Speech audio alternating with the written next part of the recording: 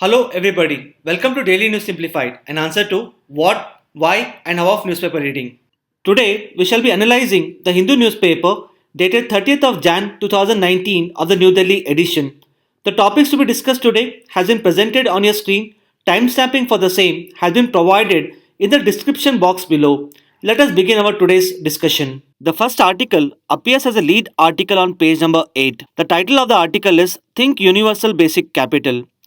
This article shall be important mainly from the perspective of GS Paper 3 Economy under the subsection Indian Economy and Various Issues. And an expected UPSC mains question from this particular article could be the implementation of universal basic income in India cannot be considered to be a silver bullet to address the structural problems of the Indian economy. Discuss.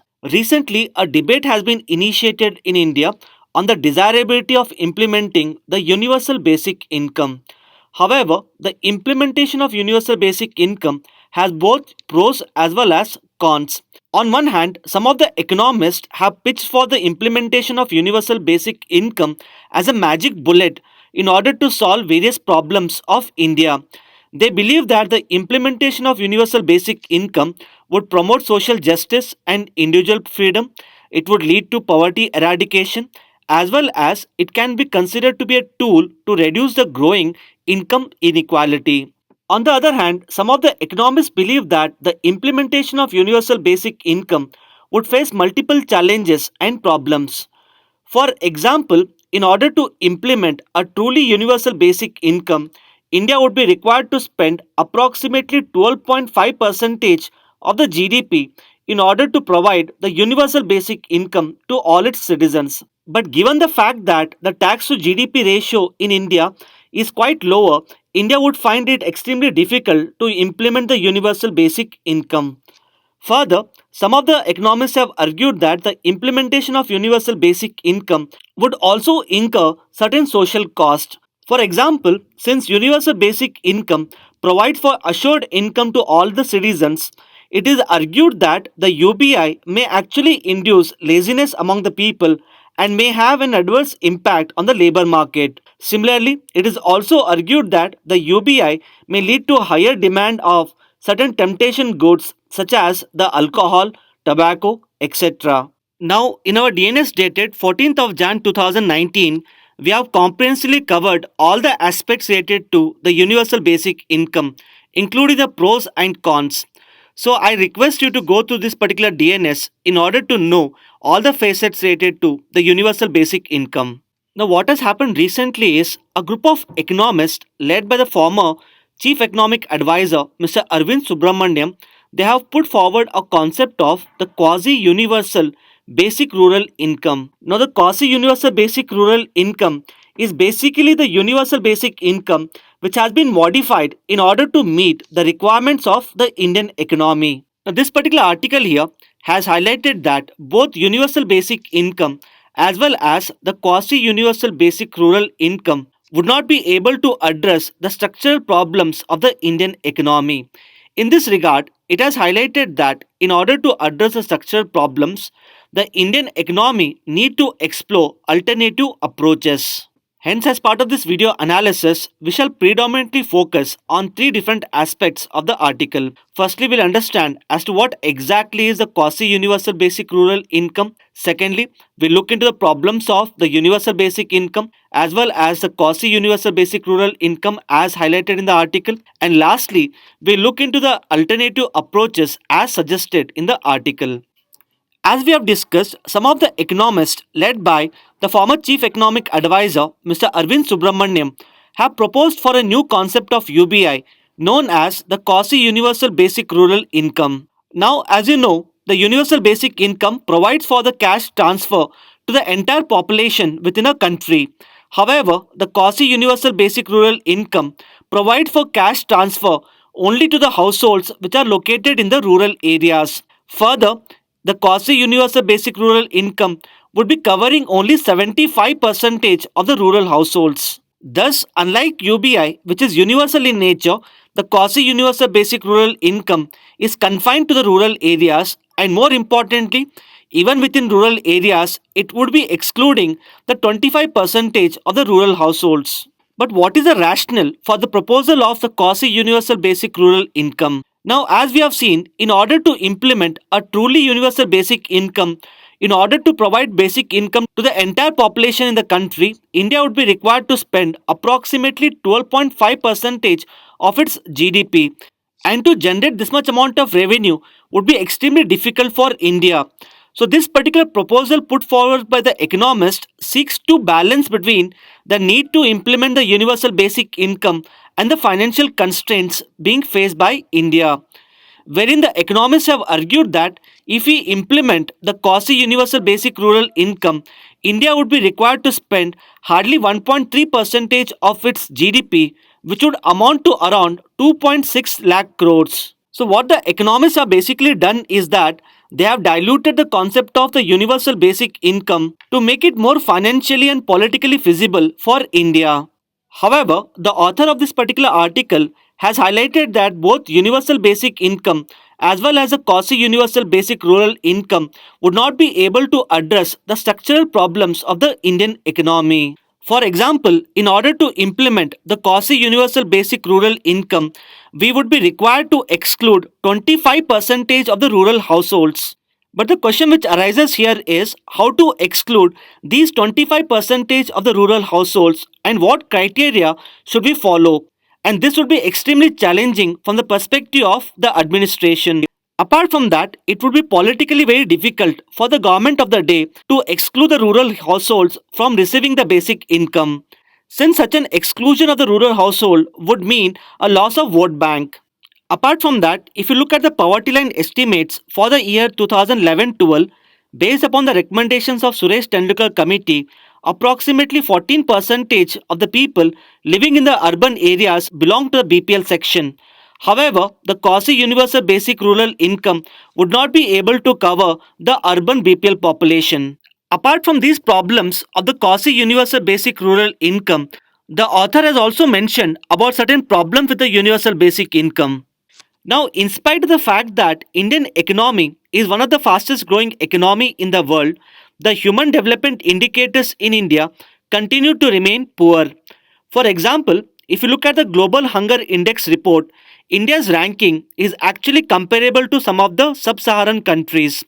Similarly, India's ranking on the Human Development Index report also continues to remain poor. Now, this poor human development is actually linked to the poor governance capacity of the state, which means that the government has not been able to provide high quality services to its citizens. For example, in order to provide primary education to the children, the government is implementing the Sarva Shiksha Abhiyan. However, if you look at the educational outcomes in India, they continue to remain poor. Similarly, in order to improve the health of the people, the government is implementing the National Health Mission. In spite of huge amount of money being spent on the National Health Mission, the health outcomes in India continue to remain poor. Now, all these facts and figures clearly highlight that the government has failed to provide high quality services such as education and healthcare to its citizens. Now, once we start implementing the universal basic income in India, undoubtedly the income of the people is set to increase. But what about the governance capacity of the state? Now, this governance capacity of the state may continue to remain poor, leading to the poor human development indicators. Hence, the author of this particular article argues that UBI may not actually lead to the increase in human development unless we improve the governance capacity of the state. And the implementation of UBI may not be able to address the poor outcomes such as the education and health in case of India. Hence, due to these problems with the universal basic income as well as the quasi-universal basic rural income, the article here has given certain possible alternatives. Let us look at these alternatives one by one. The first alternative highlighted in this article is with respect to the universal basic capital. Now, this particular concept of universal basic capital can be linked to the concept of the social capital. Now, just as you have the financial capital, the physical capital, or the human capital, similarly, there is a concept of the social capital. The social capital is actually a capital which is formed due to the social bonding and interaction among the members in the society. That is when people come together in order to accomplish a particular task. The interrelationship between the people lead to formation of a capital, and using this particular capital they can create productive assets. For example, if the women living in the rural areas come together in order to form a self-help group, then by pooling their resources and efforts, the women belonging to the self-help groups can create productive assets. Now, this form of social capital can be seen in some of the successful cooperatives such as the Amul as well as the Seva, which stand for the Self-Employed Women's Association. Hence, it can be argued that the social capital, which is formed due to mutual trust, shared destiny, and cooperation among the members in a society, can lead to formation of productive assets. Hence, to social capital, people would come to own the wealth which they would generate. So, what the article is suggesting here is that instead of providing universal basic income to all the citizens in India, what the government needs to do is that it has to facilitate the formation of social capital. Hence, the government has to organize the poor and vulnerable section of the Indian society into various forms of associations such as the self help groups, cooperatives, etc., and provide them with the necessary capital. And once a social capital is built, automatically people would come to generate their own wealth rather than being dependent upon the government. Now, some of the economists have gone even further and have proposed another form of universal basic capital. Now, the economists have proposed that the government should have to issue the shares of the companies that use the public resources to the citizens.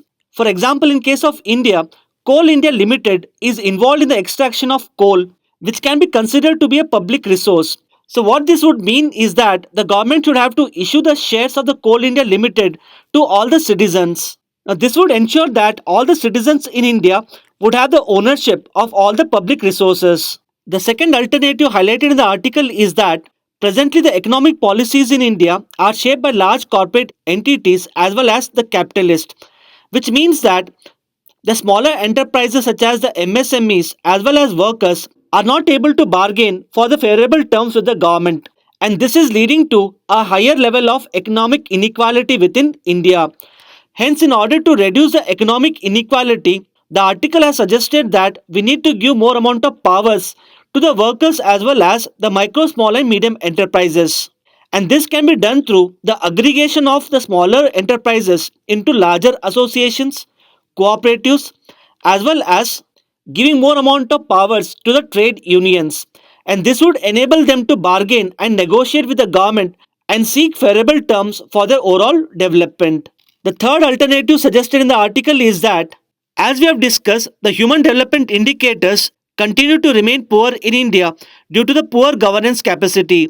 Hence, in order to improve the governance capacity, the article has suggested that the government has to implement the recommendations of the second ARC reports in order to bring about good governance and promote the human development. So, these are some of the important aspects which one must know with respect to this particular article. Now, based upon our analysis, you can try writing answer to this expected UPSC mains question. With this, let us now move to the next article. The next article appears on page number 18.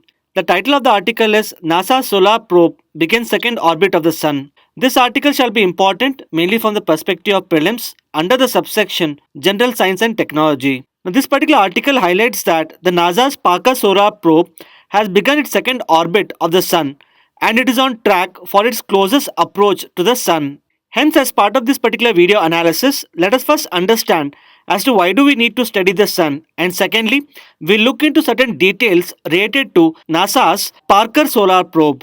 If you look at the Sun's atmosphere, it is clearly divided into three different layers, wherein the innermost layer is known as the photosphere and it is also referred to as the surface of the Sun. The middle layer is referred to as the chromosphere and it is also known as the color sphere, whereas the outermost layer is referred to as the corona. Now, what is important to be noted here is the temperature of corona is extremely higher, wherein the temperature of corona is much higher than the innermost layer of the Sun. Let's understand as to why do we need to study the Sun. Now, as you all know, Sun is considered to be a source of both heat as well as light for the planet Earth. Hence, we need to study how Sun works, how the Sun undergoes the changes, and how these changes affect the planet Earth. For example, Sun is considered to be a source of the solar wind. Now, the solar wind are essentially a flow of gases from the sun that stream past Earth at a speed of almost 500 km per second. Now, if the intensity of the solar winds increases, they are capable of causing disturbances in the Earth's magnetic field. Under such circumstances, there would be a sudden surge or increase in the intensity of power which is distributed through the electrical transmission lines. Such a sudden surge in the power lines can actually lead to the destruction of the electrical appliances. Hence, we need to study as to what could be the possible reason for the increase in the intensity of the solar winds. Similarly, it is observed that whenever the conditions of the sun change, our planet Earth responds to these changes. And the response of the planet Earth to the changes of the sun is also referred to as the changes in the space weather. Now, one probable change in the space weather which can take place is that there could be a change in the orbit of the satellites due to the changes in the conditions of the sun. Thus, there is a need to study the sun in order to improve the satellite communication, the power grid transmission, as well as to promote the safety of the astronauts. Now, coming to the details about the Parker Solar Probe, this particular probe was launched in the year 2018 with a twofold objective of understanding as to why the corona is much hotter than the surface of the sun. Similarly, it seeks to understand the reasons for the acceleration of the solar winds. Now, this particular probe is expected to fly into the corona, that is the outermost layer of the sun, in order to carry out its investigations. As we have discussed, the temperature of corona is extremely higher. Hence, in order to protect the solar probe from the intense heat, NASA has used the carbon composite shield, which enables the solar probe to withstand the intense heat of the corona and carry out the investigation. On the lines of the Parker Solar Probe, even the Indian Space Agency ISRO had earlier planned a solar probe known as the Aditya mission. The main objective of this particular mission was the observation of the solar corona. However, the Aditya mission has now got upgraded to the Aditya L1 mission. ISRO has planned to launch this particular mission in the year 2019-20. And unlike the Aditya mission, which was only for the observation of the solar corona, the Aditya L1 mission would be used for the observation of sun's photosphere, chromosphere, as well as the corona. Now, this particular aspect of the Aditya L1 mission becomes extremely important for the upcoming prelims examination. Hence, having analyzed all the aspects related to this particular article, let us now move to the next article. The next article appears on page number 10. The title of the article is Two Members of the Statistic Panel Quit. This article shall be important mainly from the perspective of prelims under the subsection Indian Economy. Now, this particular article has appeared in the newspaper because two members of the National Statistical Commission have resigned due to the recent controversy related to the calculation of the back series GDP data. Hence, from the perspective of prelims, one would be required to have certain basic understanding related to the National Statistical Commission. In the year 2001, the government had appointed a committee under the chairmanship of Mr. Rangarajan. The mandate of this particular committee was to review the collection of the official statistical data in India. Now, the official statistical data would mean the data related to the GDP estimates, the data related to inflation, such as the consumer price index, the data related to industrial production, such as the index of industrial production, the data related to socio-economic indicators, such as the employment or the poverty line estimate. So, the Rangarajan committee was asked to review the collection of the statistical data related to all these aspects, and accordingly the committee recommended for the creation of the National Statistical Commission. Hence, based upon the recommendations of the Rangarajan committee, the government of India decided to establish a National Statistical Commission in the year 2005, and this particular commission was set up through a government resolution and not through an act passed by the parliament, which means to say that the National Statistical Commission is a non-statutory body created by the government of India. And the main role of the National Statistical Commission is that it acts as a nodal agency for all the core statistical activities in India. Further, it is required to evolve, monitor, and enforce the statistical standards in India. And lastly, there are different agencies which are involved in the collection of statistics, such as the Central Statistical Organization or the National Sample Survey Organization, etc. Hence, the role of the National Statistical Commission is to ensure coordination among the multiple statistical agencies in India. And if you look at the composition of the National Statistical Commission, it consists of a chairperson along with 4 members, wherein each member of the National Statistical Commission has specialization and experience in a specified statistical field. So these are some of the important aspects which one must know with respect to National Statistical Commission. With this, let us now move to the next article. Now the next article appears on page number 5. The title of the article is Sterlite Plant Has Polluted Groundwater. This article shall be important mainly from the perspective of prelims under the subsection General Issues on Environmental Ecology. Now recently, the Tamil Nadu Pollution Control Board had ordered the closure of the copper Sterlite plant located in Toothukudi district of Tamil Nadu. Now, this particular copper plant was ordered to be closed on the grounds that the copper plant had led to the groundwater pollution as well as the pollution of the nearby Uppin river. However, this particular order of the Tamil Nadu Pollution Control Board was set aside by the National Green Tribunal. The National Green Tribunal asked the Tamil Nadu Pollution Control Board to review this particular order and also went on to appoint a committee under the chairmanship of Mr. Tarun Agarwal in order to ascertain whether the copper plant had indeed caused pollution in the area.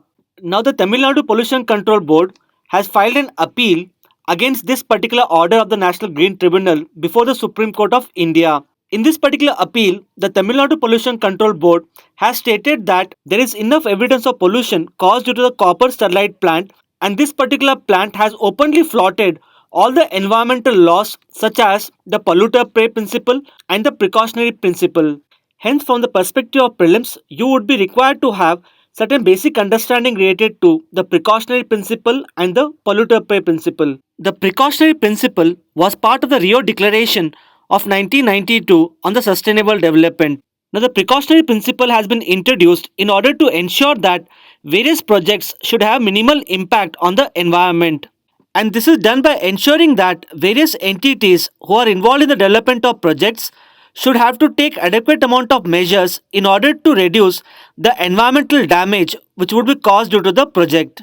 Now, the precautionary principle simply states that the project developers should not have to wait for the scientific evidence of the adverse impact of the project on the environment.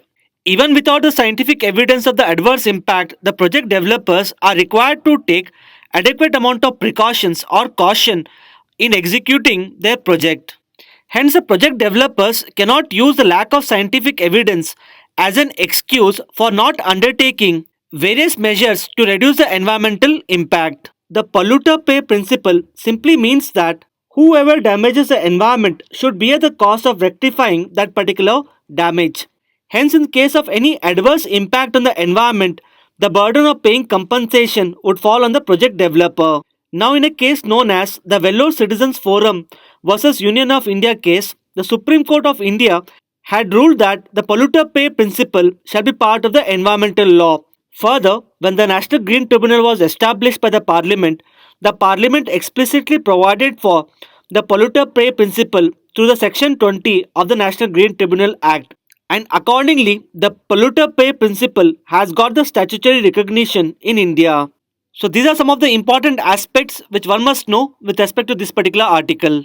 Now the next article appears on page number 7. The title of the article is 139 Polluted Cities Not on Clean Air Plan. This article shall be important mainly from the perspective of prelims under the subsection General Issues on Environmental Ecology. Recently, the Government of India has launched a new program known as the National Clean Air Program in order to control the air pollution in India. The main objective of this particular program is to reduce the concentration of the particulate matter by 20 to 30% by the end of 2024. Now, in our DNS dated 11th of Jan 2019, we have comprehensively covered all the aspects related to the National Clean Air Program. Now, this particular article here is based upon a report published by a global NGO known as the Greenpeace, wherein this particular report has highlighted certain concerns and problems with respect to National Clean Air Program. Hence, as part of this video analysis, let us look at some important highlights of this particular report. And for those of you who would want to know about the National Clean Air Program, please go through our DNS dated 11th of Jan 2019. The global NGO Greenpeace has recently published a report titled as the Airpocalypse 3, In this particular report, Greenpeace has analyzed the air pollution data in 313 cities in India. And accordingly, it has found out that out of these 313 cities, 241 cities in India had a concentration of particulate matter which is much higher as prescribed under the National Ambient Air Quality Standards. Now, the problem with the National Clean Air Program is that this particular program is covering only 102 cities, which it has categorized as the non attainment cities.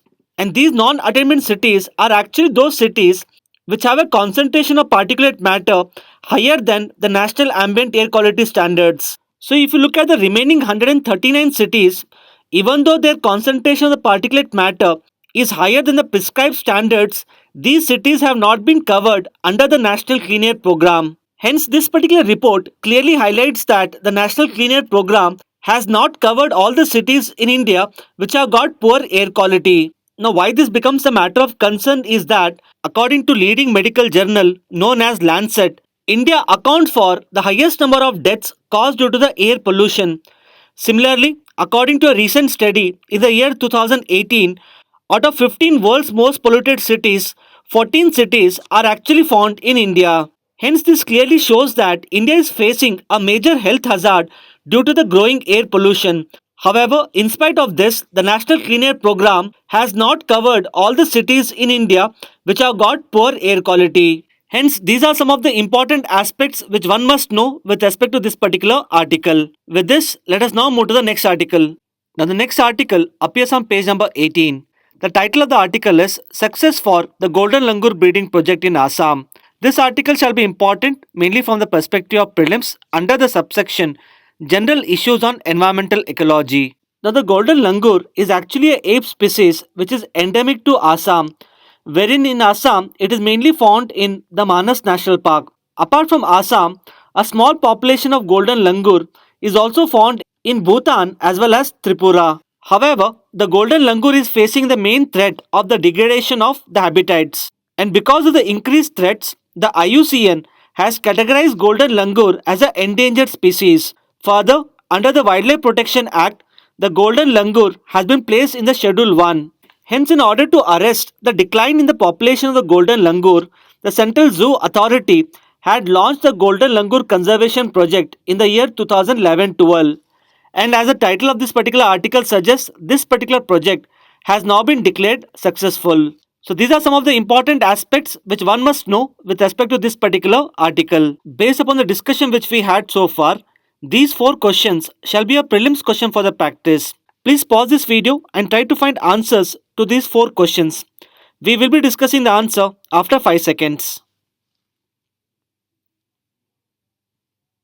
The first question here is, consider the following statements related to the Aditya L1 mission of ISRO. The first statement here is, this mission proposes to study the photosphere, chromosphere as well as the corona of the sun. Now, as we have discussed, the statement here is correct. The second statement reads as, India would become the first ever country to launch a mission to study the sun. Now, this particular statement here is wrong. This is because US has already launched the Parker Solar Pace Probe in order to study the sun. Hence, looking at the options here, the correct answer to this question is A, that is one only. Now, coming to the second question, the question here is, consider the following statements related to the National Statistical Commission. The first statement reads as, it is a statutory body under the Ministry of Statistics and Program Implementation. Now, this particular statement here is wrong. This is because the National Statistical Commission has not been set up under a law passed by the Parliament. Rather, it has been set up under a resolution passed by the government. Hence, the National Statistical Commission is actually a non-statutory body. The second statement reads as, it is headed by the Prime Minister. As we have discussed, this particular statement here is wrong. Now, coming to the third statement. Now, if you read the third statement here, the third statement as we have discussed is correct. So, looking at the options here, the correct answer to this question is C, that is 3 only. Now, coming to the third question, the question here is, consider the following statements related to the National Clean Air Program. The first statement here is, this program seeks to reduce the concentration of all the air pollutants in India by 20 to 30% by the end of 2022. Now, this particular statement here is wrong. This is because the National Clean Air Program seeks to reduce the concentration of only the particulate matter and not all the air pollutants. The second statement reads as this program is implemented in all the cities which have a population of more than 1 million. Now, even this particular statement is wrong. This is because the National Clean Air Program is to be implemented in only those cities wherein the concentration of the particulate matter is higher than the standards prescribed under the National Ambient Air Quality Standards. Hence, looking at the options here, the correct answer to this question is D. Now, coming to the fourth question, the question here is consider the following statements related to golden langur. The first statement is it is endemic to the northeastern part of India. Now, this particular statement here is wrong. This is because the golden langur is mainly endemic to Assam. Apart from that, a small population of golden langur is also found in Bhutan as well as Tripura. The second statement reads as it is declared as critically endangered species as per the IUCN classification. Now, even this particular statement here is wrong. This is because the golden langur has been declared as an endangered species and not critically endangered. Hence, looking at the options here, the correct answer to this question here is D, that is neither 1 nor 2. With this, we have come to end of today's discussion. Now let us look at the question for the day.